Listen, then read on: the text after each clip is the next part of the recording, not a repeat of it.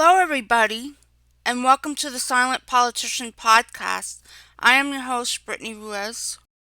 As students across the nation head back to school, the schools themselves are trying to work around the clock to figure out what to do with cell phones in classes, as states like New York are already implementing bans or restrictions ahead of the new school year.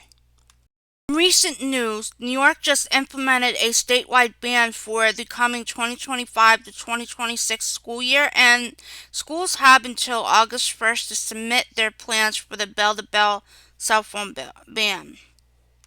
You may ask, well, what does the bell-to-bell cell phone ban mean for students heading back to the schools in New York? Well, it means that students are prohibited from using smartphones and internet-enabled personal devices the entire school day, including in classrooms, lunch periods, and study halls. One question that comes to my mind is, well, if a school in New York does not comply with implementing some sort of cell phone ban or restriction, would they be left out of the state budget? The new cell phone ban law in the state of New York does not include any funding penalty. But I would like to think that if one school agrees to submit a plan for the cell phone ban or restriction, then the other schools will do so as well. And I feel that is true for the state of New York because the state has actually stated that over 150 schools submitted their cell phone restriction plan. You may think if New York has a statewide cell phone ban or restriction, then there must be some states out there that already have some sort of ban or restriction. And yes, that is true and indeed. At least 14 states now have some sort of statewide ban or restriction during school hours.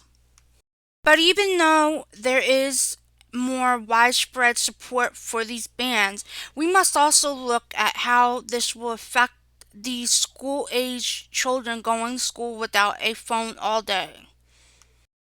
As there are scientific studies out there that actually point out that there is no difference in youth's overall mental well-being, sleep patterns, and physical activity.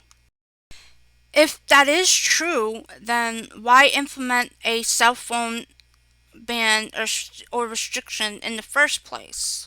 Well, according to those for the ban and or restriction, they feel the exact opposite of the study.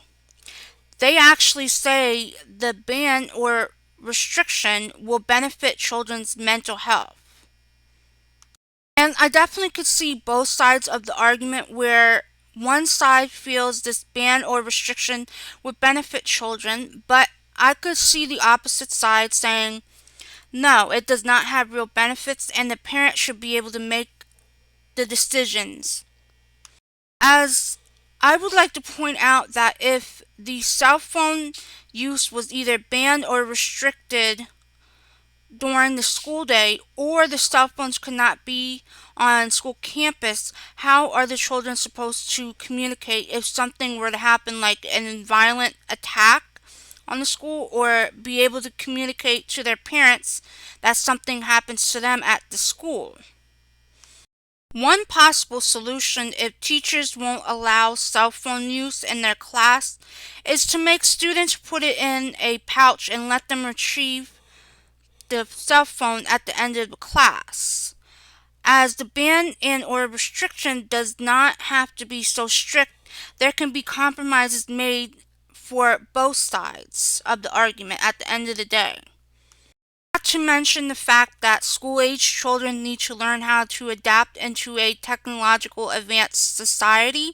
As a phone has many uses along with the computer, they will need to use one in everyday use. Also, the scientific study that mentioned the fact that there is no improvements in cell phones does suggest an alternative approach when addressing the cell phone use during and after school, as students need to understand the importance of balancing their lifestyles between screen time and other daily activities. That argument alone should spark a conversation about how to go about every student's much needed time away from the screen, but allow them to be part of the conversation instead of the state or schools themselves.